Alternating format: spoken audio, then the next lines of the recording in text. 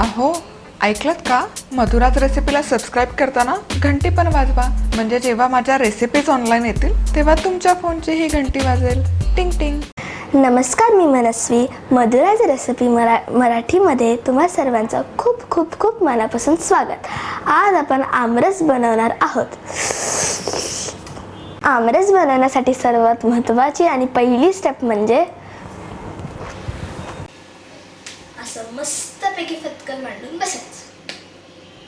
असं मस्तपैकी फटकल मांडून झाल्यावर न्यूजपेपर घ्यायचा आणि पांगून ठेवायचा. न्यूजपेपर टाकल्यामुळे काय होईल, सगळा कचरा न्यूजपेपरवरतीच पडेल आणि आई ठ्या ओरडणार नाही. घरात कचरा झाल्यावर तुमची आई तुम्हाला ओरडते का? असं मस्तपैकी पिकलेला पायरी आंबा घ्यायचा आणि तो स्वच्छ धुवून घ्यायचा.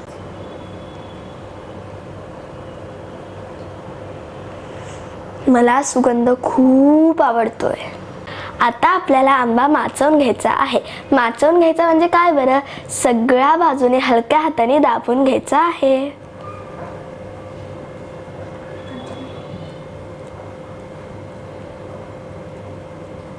आंबा दाबल्यामुळे काय होतं, त्याचं गर आतमध्ये सेपरेट होतं. तुम्ही बघू शकाल किती मऊ झालाय आंबा.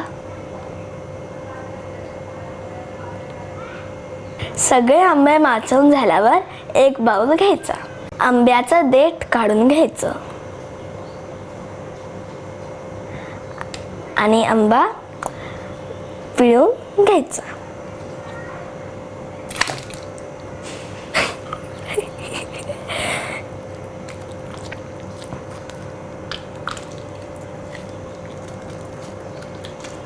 सालीचं गरम व्यवस्थित काढून घ्यायचं.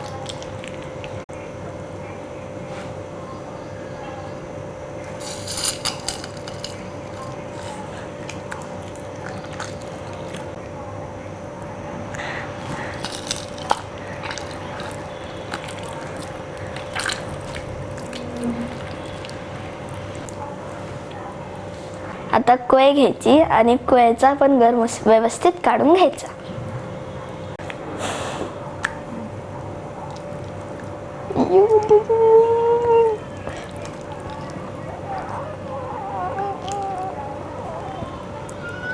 हे झालं की बाउल बाजूला ठेवायचा आणि ओढा.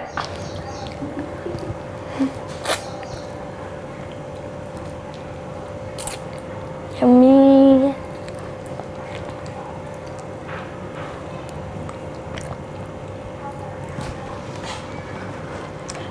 सांडी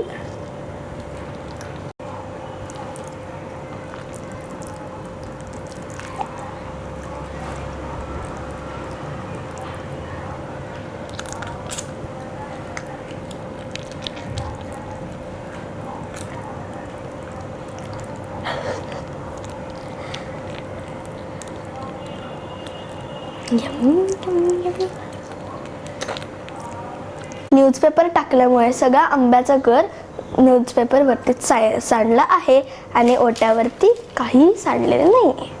म्हणून आई आता ठ्या करणार नाही. तुमचं घर जर खटल्याचं असेल, म्हणजे एवढी मोठी फॅमिली, त्याच्यात आजी आजोबा चुलता चुलती त्यांची मुलं, तर एवढा मोठा बसारा असेल, तर मग एक पातीला आंब्याचा रस असेल तर त्यामध्ये 2 पातीला पाणी घालायचं. जर तुमची मीडियम फॅमिली असेल, म्हणजे आजी आजोबा आई बाबा आणि त्यांची मुलं, तर मग 1 पातीला आंब्याचं रसाला 1 पातीला पाणी घालायचं. जर तुमच्याकडे आमच्यासारखी एवढीशी फॅमिली असेल तर मग एवढंसच पाणी टाकायचं आणि 2 चमचे पिठी साखर टाकायचं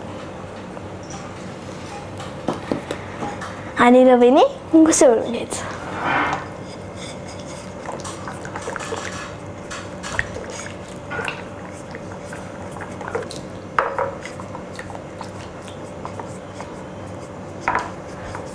आता आंब्याचा रस तयार आहे.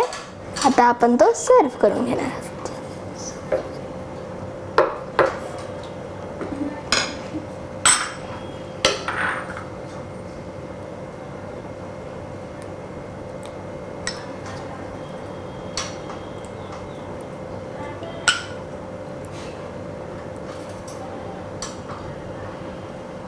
आता आमरस सर्व करून झाल्यावर आपण त्यात थोडंसं साजूक तूप घालणार आहोत, म्हणजे आंबा बाधत नाही.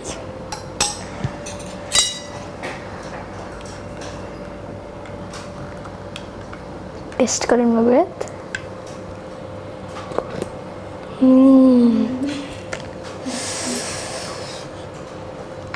सुरेख.